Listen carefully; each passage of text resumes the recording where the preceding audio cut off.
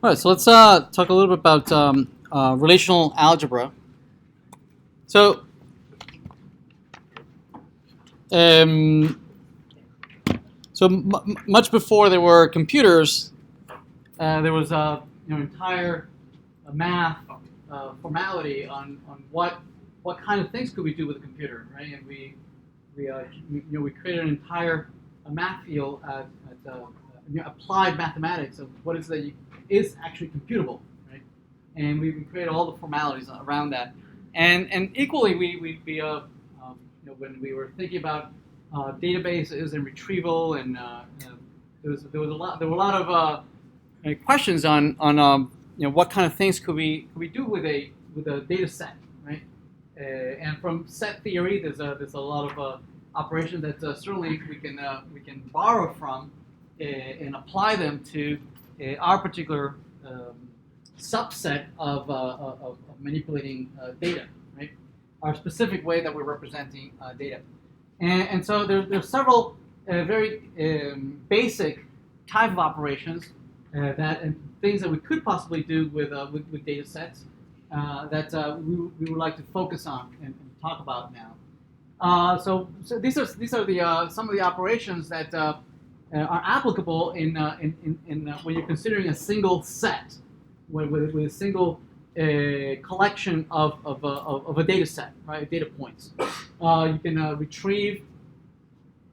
We can retrieve certain fields from a given data set where each data set might have a record with multiple fields. You can filter out and keep the same data points, but only a subset of the fields. Right?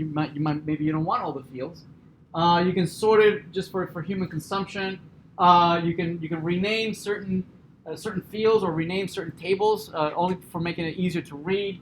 You could perhaps add additional columns that might be computable based on fields that are already there, right? So a new field that is the concatenation of the previous one, or the summation, the multiplication of previous fields that are in there. Or that there might be fields that are repeating across multiple records that you would like to group them together and maybe ask some aggregate questions about it, right? Like maximum or minimum or average values across across all the records in a particular group. Some of the operations that might be applicable across multiple tables, if you have two or more tables, are being able to consider what would be all the possible combinations of data sets from two or more sets, right? If you have two sets, what is the cross multiplication across all the elements in those two sets? Joins are being able to relate somehow records that are in one set with records that are another set, right? And look at the ones that make sense, because product might consider all possible combinations, but only a subset of those actually might make sense, right? And so we'll take a look at that. There might be questions about, I want to know if I have two sets, I might want to know which records on one of the sets is related to other records in the other set. I don't want to join them. I don't want to go fetch any data from there, right? That's what join does. Join might grab some fields from some records in one of the tables and some fields from other records in another table and puts them together in a new set, right? In another subset. Whereas semijoin says, well, I want to see some subset of the records here. See if there's any references to the other set, but I don't want to bring any of that set. I just want to give you the subset from this set that are related to those, but I don't want to know what those are. Anti-joins is kind of like the inverse, right, of saying I want to know the ones that don't match as opposed to the ones that do match. Union allows us to just grab records from multiple tables and just combine them. And outer joins allows us to do a join, like we know a join, right? And I want to know the records that do match between two different sets, but I also want to know the ones that don't match, right? From either one of the sets or the other. So definitely they are very useful for answering certain questions that might be very, very subtle, right? And whether you need to use a join or an outer join. We'll talk about them now. So these are the simplest operations, right? That at some point, obviously, they're going to expand and become what SQL is. But this is the absolute minimum simplest of them. And the idea is that we want to write them in their simplest form so that we can do some analysis of what is possible, what's even possible that you can do with these simple operations, right? Just like in programming, typically you can think of programs of just having 3 operations, right? And you distill them into its absolute simplest form, right? So you can make answer some questions, some fundamental questions about computation in general, right? Without having to deal about whether one language is better than another or CPU is better than another, right? We want to be able to just look at things in their most fundamental aspect. So here's using the select operations where it takes as argument the some table or some set of students, and then some predicate that allows us to filter and say, well, I don't want all the students. I only want the students that match a particular predicate. And there's a formality, more formal representation of this same expression using mathematical symbols that are useful when you're doing set theory and of set computation. So here's another example of the select operation and its formal mathematical representation, where select the predicate can use Boolean expressions with ands and ors and combine them in arbitrarily complex predicates, right? Later on, when we look at SQL, obviously there will be a particular implementation of this, right? SQL is just one way to implement this, right? If you instead go to MongoDB, there will be another way of implementing this same operation. They both, all databases, most databases, right? Most serious databases will implement all these operations, right? Of projections and selects and joins and whatnot, right? Well, actually, NoSQL doesn't. Right. So here we have just a more involved predicate on that same set. Also, we have the capability of having the results of one operation feeding into the input of another operation, right? So basically we say that in general these operations are nestable, right? One can be the output of one could be the input for another. We're going to be using this notation from now on, where we name our queries, right? That we give them a name, so that we can more easily reuse them in other expressions. So we say that the select statement is Q1. The result of this one is Q1, which then can feed as an input to the following one.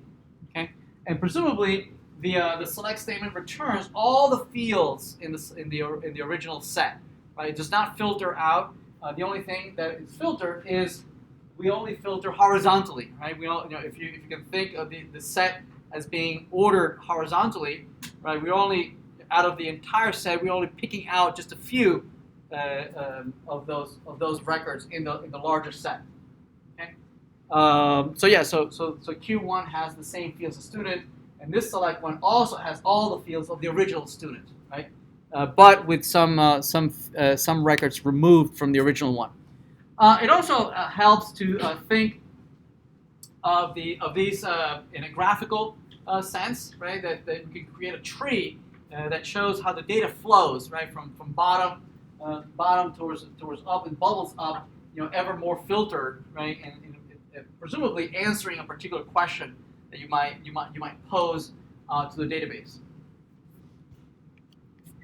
Project allows you to, if select allows you to filter horizontally, project allows you to filter vertically. It allows you to decide which fields of the original set do you want. Right?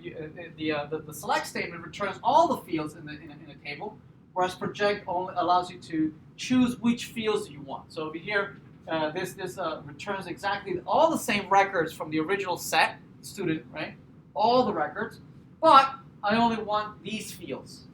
So if you have 10 fields and 1,000 records, this will project returns the same 1,000 records, but only 2 of those 10 fields.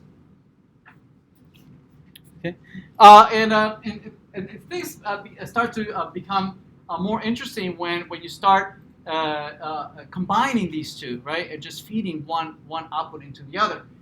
So over here we have the inner query here doing a select that has a predicate that says that I only want the students whose major ID is 10, and this returns all the fields, right?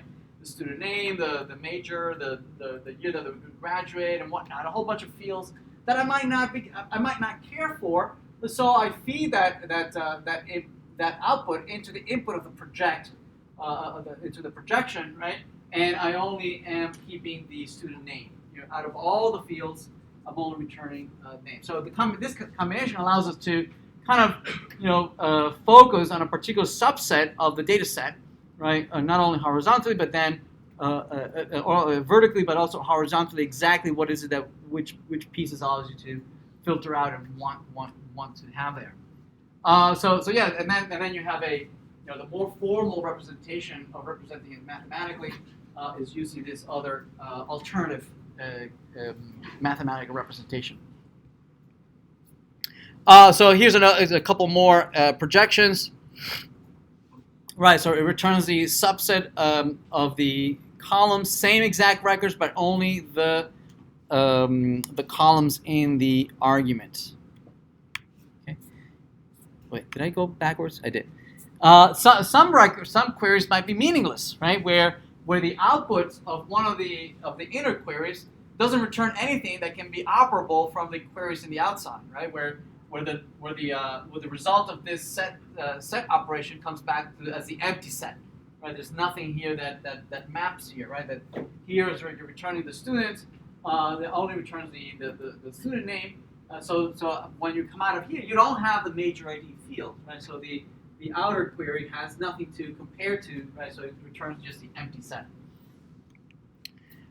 Sorting just allows us to choose a particular order. Typically, we consider these are sets, right? There is no particular order, and that's how you should always think of the records in a database, right? They're not necessarily ordered in any particular way. In practice, they are, right? In practice, typically they're sorted by the primary key, right? If you have an auto increment primary key, typically it's sorted in the natural numbers order, and typically you can assume that, but you shouldn't, right? You should not assume that it's sorted in any particular way, right? The database is free to choose how it represented ultimately. Nevertheless, sort allows you to sort in a particular order, and it's only for human consumption. It has no value, right, at calculating anything, right? It only provides it so that humans can, as a convenience, right, see things sorted in a particular graduation year or student name, only because our eyes and our frontal cortex like to consume data in a particular sort order, right? But mathematically it has absolutely no value whatsoever.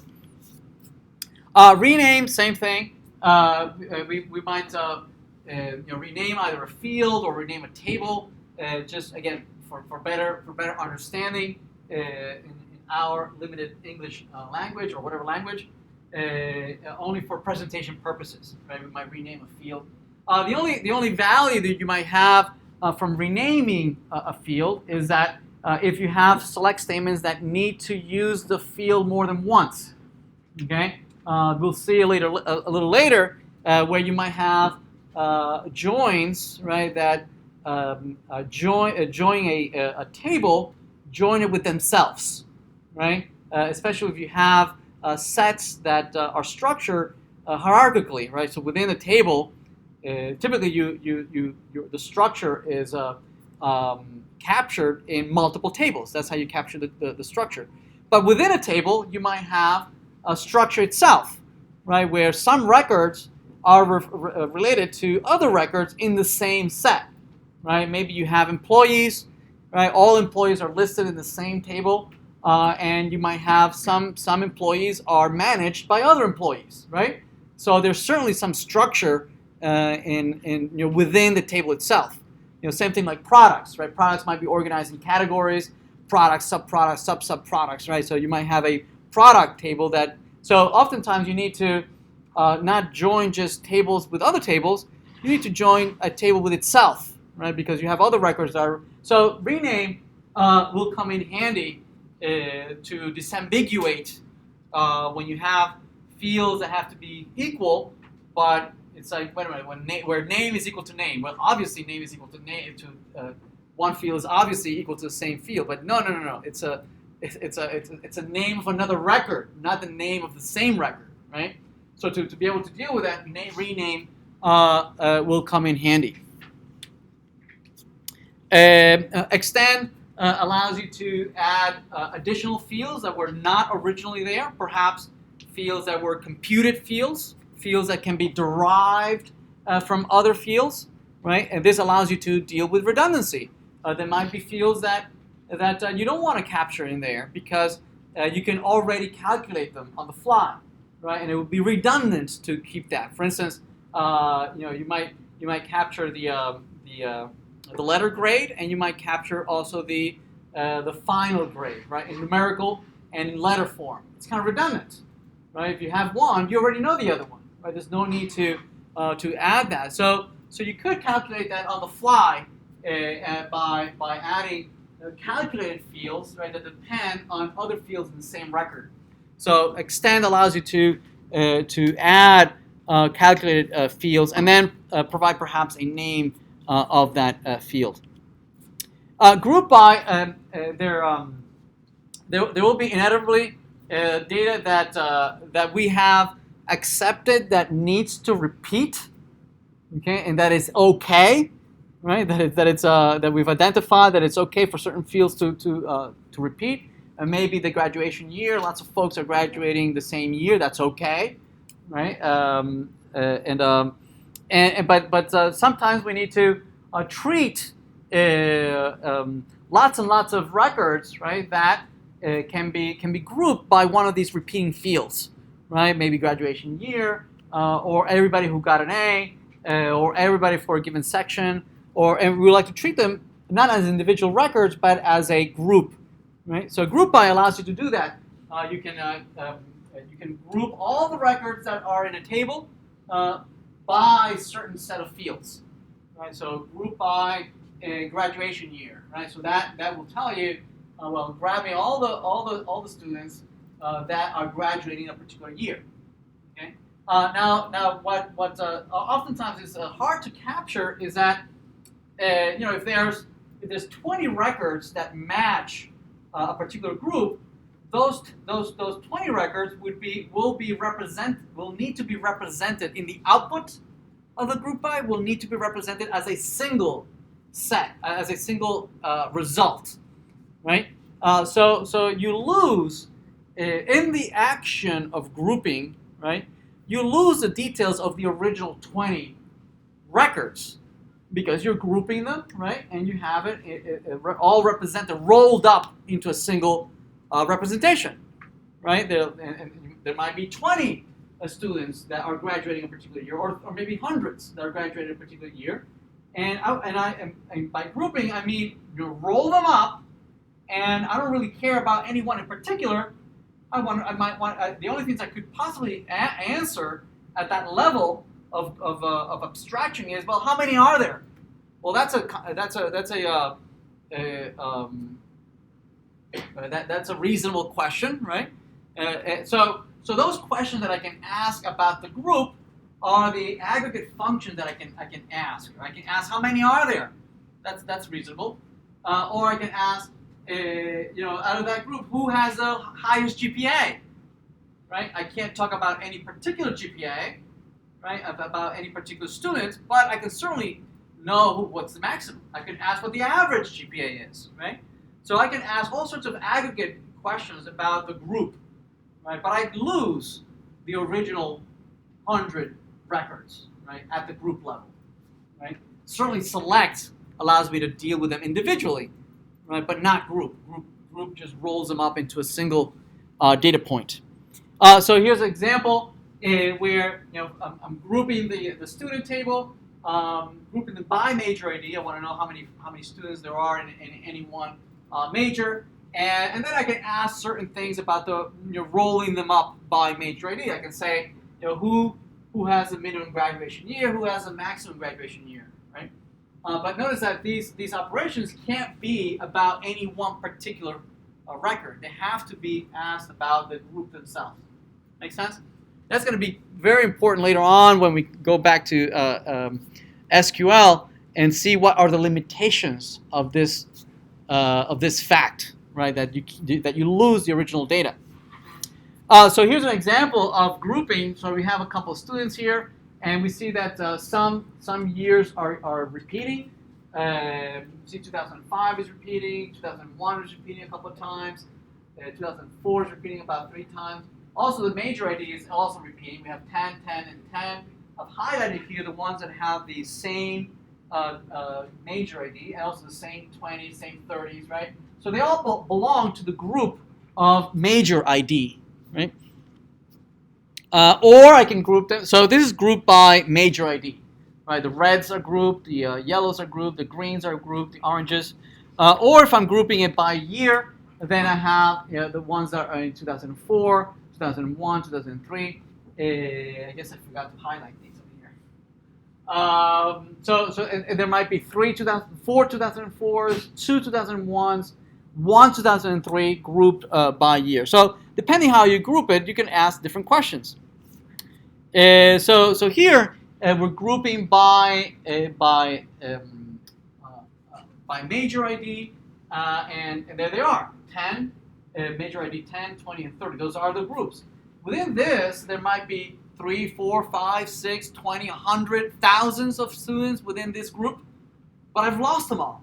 Right? I can only ask aggregate questions such as, well, out of those 1,000, right, who has the minimum graduation year or who has the maximum graduation year? But I no longer can ask anything about any one particular. Here's another grouped by major ID and graduation year. So there they are. We can group by both, right? So the groups are built so that a new group is created when we have the same exact value for the combination of major ID and graduation year. If you have the same values in different records, you fall in the same group. Right, so there are 2 that have exactly major ID 10 and 2004. There's 1 that has 2005 and 10. I guess there's only 1 2004 20 and 2004 30. Right? And again, we can count how many are in each group. And here's graphically represented here 2004, 2001, and 2003.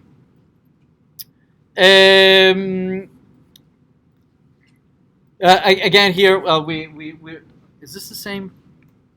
Okay, it's the same slide, but highlighted, right, in the counts. All right. You can also group the entire table. You can consider the entire table as one big group, right? Well, duh, right? The table is itself a group, right? But you can treat it as a group because you might want to ask questions, aggregate questions of the entire table, right? And the syntax is that you don't provide any grouping field, right? If you don't provide any grouping field, the interpretation is that you mean the entire table is one single group, and then you can ask aggregate questions about what is the minimum graduation year of the entire table, right? Or you can count. You can count how many records are there in the entire table. Or you can say no aggregate functions, and it just returns the grouping fields. The grouping fields would be major ID. So the only thing you would get here is just the major ID, right, by the group, and no counts, no majors, no averages, no anything because you didn't ask for any. You can also have there are different versions of these aggregate functions where if you're counting or you're summing or averaging, you might want to skip where the values have the same exact values, right? You don't want to consider it and added multiple times. So you have count, but you also have count distinct. You have sum distinct. So yeah, so here's a distinct majors, count distinct major ID. Notice that that if records have nulls, they don't participate in the comparison. Null is the lack of value, so there's no way to say whether something is bigger or the same or lower or anything, right? You can't compare it, so they don't count as for any comparison. So oftentimes when you're counting, right, it would be a bad idea to count on fields other than the key, because keys are guaranteed to be not null, right? Whereas other fields could very well have no value, right? And if you're counting on something, you're expecting a large number, it turns out to be lower than you expected. It's probably because some of those, lots of those records have nulls in them, right? So be careful there. Combining groups. So here's a question. A common question says, you have a whole bunch of students, and you have the enrollments, and you have the final grade that they got, and you want to ask the question, most A grades in a section. Most A grades in a section. So we could certainly implement that using multiple queries and feeding one into the other. You can first query the enrollment table and say, well, give me all the students who had a grade of A, and then once you have that, you can count. The enrollment table is going to have multiple primary keys. If you remember, I think the primary keys was section ID and student ID, right? That was a combined primary key. So here we're counting section ID, making sure that it's not null. So we're counting that section ID, and we're counting how many students there were, right? And so it says, well, okay, here they are. Query 18 went across multiple sections. We see that there were 2 folks who had A's in 53. There was 1 in section 13. Different students in the enrollment table. And then that feeds into the grouping where we group by section ID, right? So we're grouping here 13 and 53. So this rolls up into one single result, and this rolls up into one single result. Here we have it, and we can count. We're counting the EID. We're counting this. It comes out to be there's 2 of these, and there's only 1 of those. Right? So that's how we come here, and then we can just take this all as one big set and count which is the maximum, and gives us 2. Gives us 2, and we have the maximum count is 2. Right? Now the question might be, it says, okay, well, now that you know the maximum, which section was it? Right? Was it section 13 or section 53? Right? And notice that we'll come back to this why that's a hard question, but there's a trick that we can do that I'm not covering it here, where we can join these 2. We can join this one with this one, right? And somehow say, well, if this is which one is the one that had the 2, right? We combine this query with this other query and answer the question that it was section 53, right? But we haven't seen join just yet. We'll come back to it in a minute. So here's graphically the same combination of both queries, in graphical form. You can expect something like that maybe in the exam or on a quiz. Draw the graphical representation for this. Product. So product is going to come in handy later on to consider performance, right? Whenever you have a question that you have a set over here of products, and maybe you have a set of orders, right? And you like to join it and say, well, for this order, I'd like to know what the products the person ordered, right? And so, well, you have products in one set, in one table, and you have orders in another set, right? And typically, if you want to know, given an order, I want all the products in that order. Typically, that order will have foreign keys back to the product, saying, oh, they ordered 3 of those, 5 of those, and 10 of those over there, right? And the only way to answer that question is to grab that foreign key and just iterate over the entire product set until you find that product. Yes, right. And once you start thinking about that, that for every join, for every time you have to look up a value in one record in one of the data sets, you have to iterate over the other data set. You start being concerned about the performance.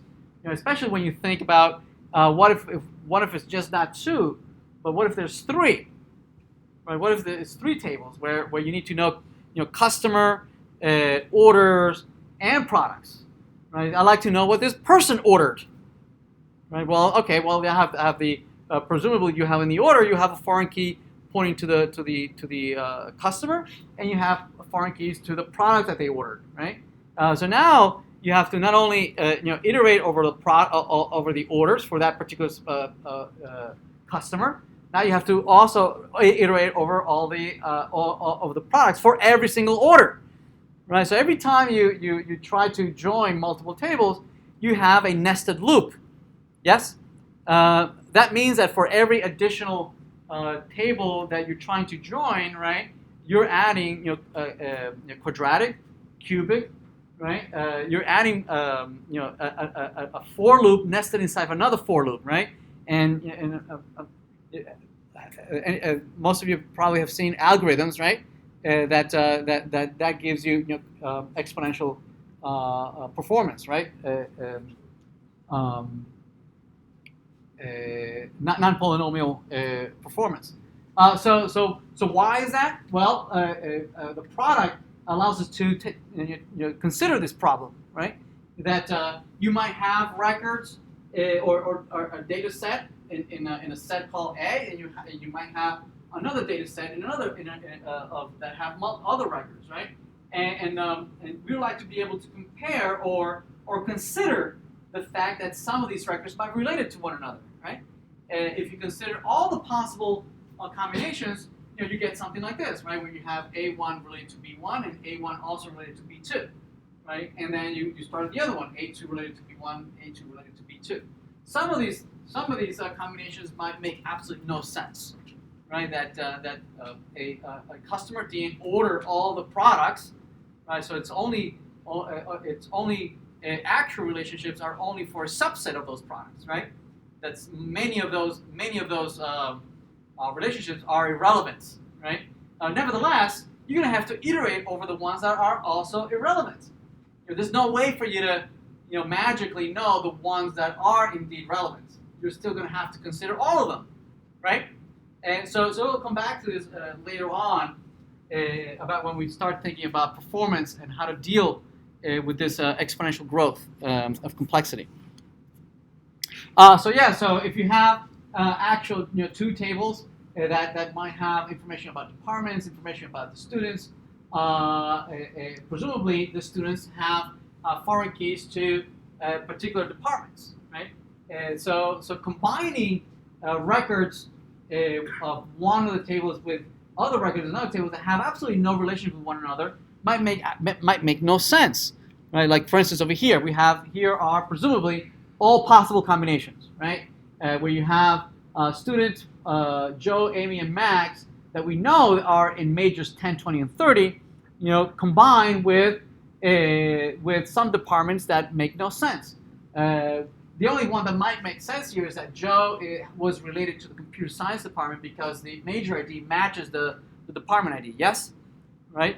But the ones that make no sense is that Max and Amy and Max are not related to the computer science department, and this relationship makes no sense, right? Nevertheless, the cross product just makes us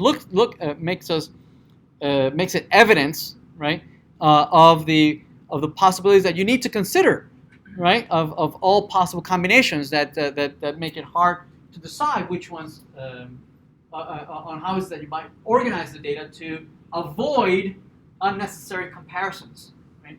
So here we only have this one makes sense and only this one makes sense. So out of these 9 combinations, only 3 make sense here, right? Only these 3 make sense. Where the select here is being combined with the product. See that? The product gives us all the possibilities, and out of those, I only really want the ones that make sense, where the major ID matches the DID. See that? Okay. So the first one gives us all the possible combinations. Those are the loops within loops, right? And you can't skip them. You have to loop. Right? You have to consider all possibilities. Now imagine that you're looping through it, and ideally, when you're looking through an unsorted list, ideally or statistically, you're going to find it somewhere in the middle. Yes. It's unlikely that it'll be the first one. It'll be unlikely that it'll be the last one, right? So on average, hopefully, it'll be somewhere in the middle. So hopefully, you won't have to iterate over the entire thing. But you could get unlucky, and it's really the last record, right? So you will have to consider all possibilities, right? So this is what's this pointing out. The entire product, and then you're filtering only the ones that match. And the only way to do this is to iterate over the entire thing and ask, do they match? Do they match? Do they match? Do they match? And yes, these are the only three that match. Okay. Now this operation of doing the product and then doing the select is so useful and so common an operation that it has its own name, right? Join. Join abstracts these two operations of doing the product, right, and then selecting based on a predicate. Okay. And that's what you should consider. What is a join? Oh, it's considering all possibilities, but then only keeping the ones that make sense, right? And that's the abstraction that we have, right? The abstraction that we have is give me two tables, and I'll return the records that match. Right? But underneath, we have to understand that you're looping, right? That you are considering all possibilities. Right? Worst case scenario, you're considering all possibilities. So it's such a useful operation that it gets its own name. You give me the two tables and then a predicate that filters out the ones that match. So here's another example of the grades that Joe received in his courses during 2004. So first we're retrieving the student whose name is Joe. Then from the enrollment table, we are joining the record that comes back from the student. Presumably, there's only one, so we are retrieving all the enrollments where Joe was a student in that particular section, and then we're using that query. We're going to join it together with this section. We're going to from the section. We're going to retrieve only those sections where the year was offered in 2004, and we take these two queries, query 26 over here and query 27, and we join the section ID to retrieve all the grades for where Joe was enrolled in 2004. Graphically, we can represent it this way. We have students sections, bubbling up and answering the question up there. A couple other examples, joining employees and departments, where presumably the department names match, right? Finance, sales. Notice that what happened to finance, sales? Okay, there's no production. Right, production didn't make it. So production is not there because it doesn't match anybody, right? Right, so originally, remember the question that we had originally, the most number of A's in any section, we came up with the value of number 2, but the question was, well, which section are we talking about? Well, now we have join. Now that we have join, we can take both answers. One holds the max, right, and the other one holds the sections. We can join the two, where the maximum matches the section ID, the enrollment ID. We can join those two, and it returns to us now the section that had the most A's, right? The problem will be that what if two sections had exactly the same number of A's, right? Then that won't work. And we'll come back to this a little later. How could we fix that? Equijoins. So these certainly the joins you can join any field with any field, right? The predicate is really whatever you want it to be, right?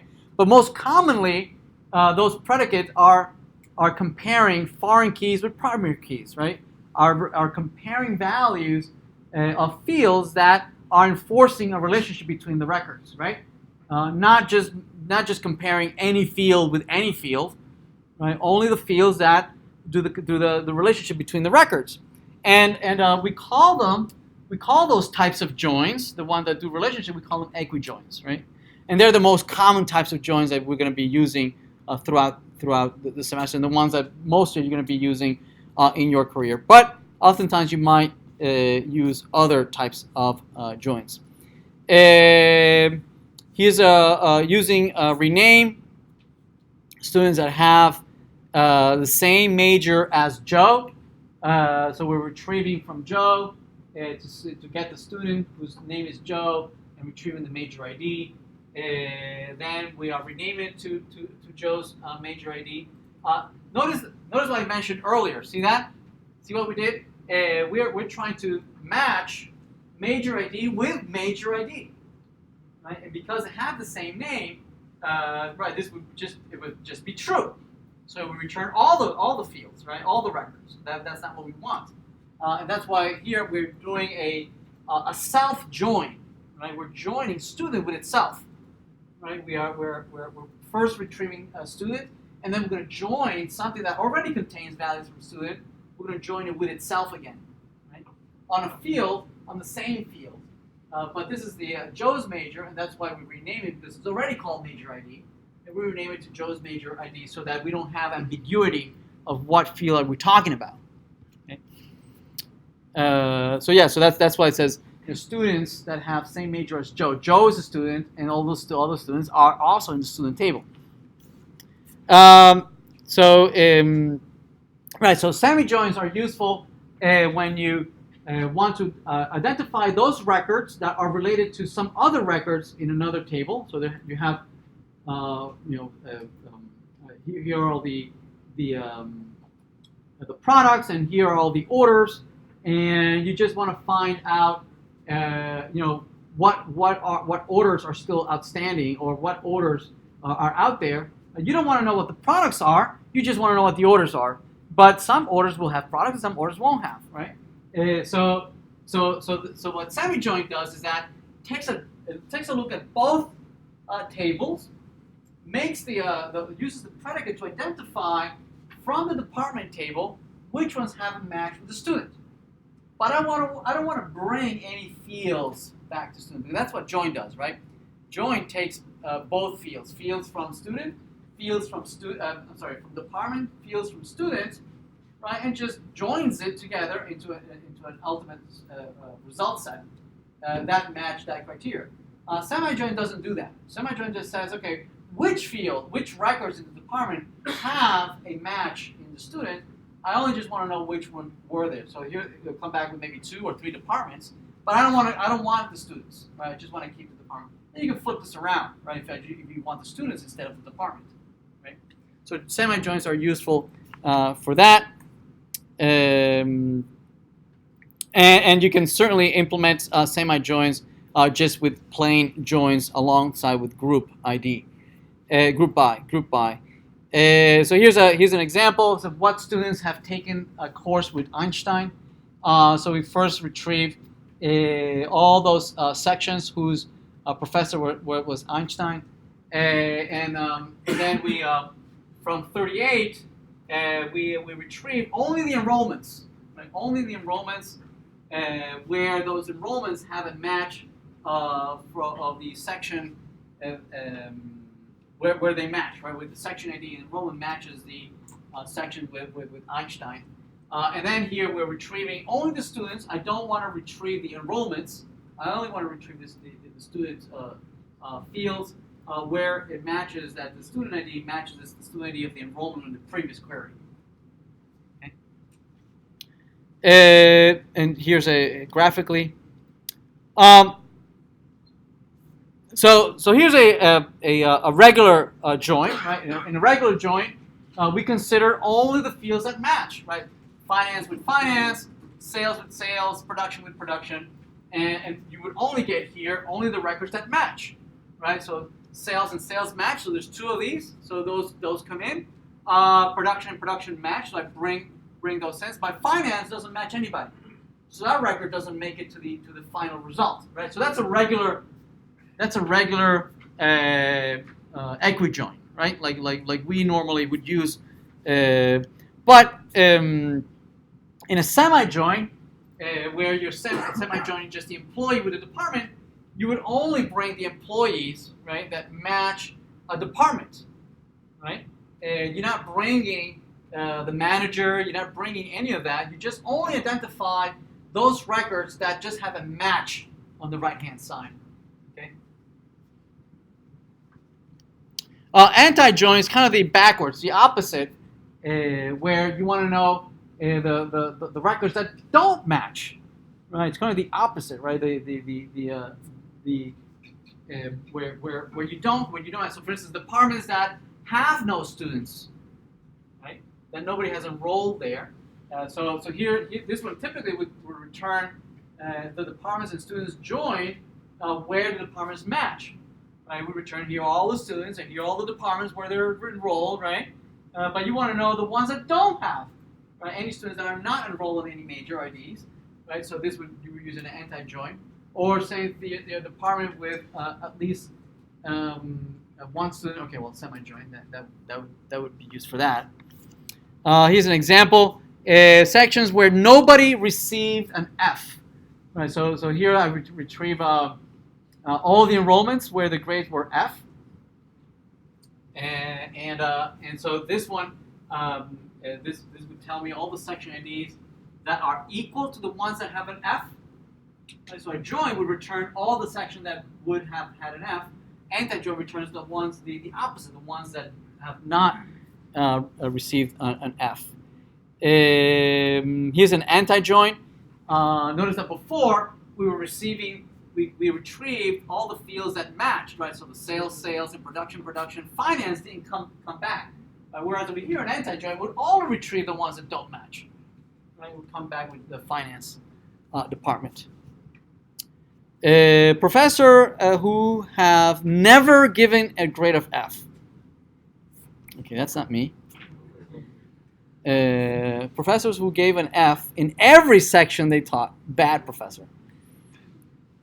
Okay, union is as the name suggests, right? It's bringing together fields from records from multiple tables into one single result. Where you might have tables 1 and table 2, and you end up with a union that is just a concatenation of both. By default, if it sees something that it's a redundant values that are already there, it will not keep them, right? Or you can ask for all of them, right? But typically it does not. Outer join.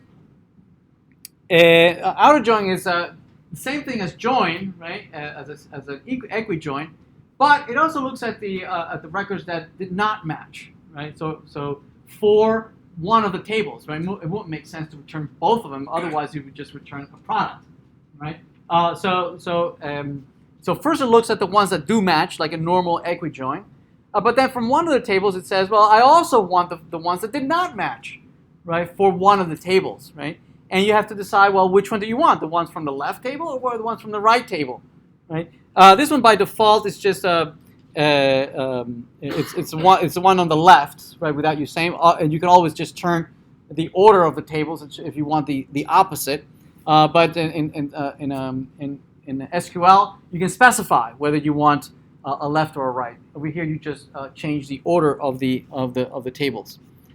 So here's a query, the outer join of student with enrollments, where the students match the student ID. Certainly, it's a subset, right? It's only a subset of students that are actually enrolled. There will be a whole bunch of students that are not enrolled. Well, I want them too, right? So those return. For those that don't match, obviously, I'll just have tons and tons of just null, because there is no data that matches. But I want those as well.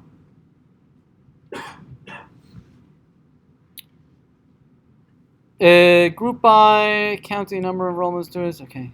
Symbols, if you want to represent these either on Word document or on a HTML, these are the Unicode and HTML, and these are the different symbols. Okay. All right.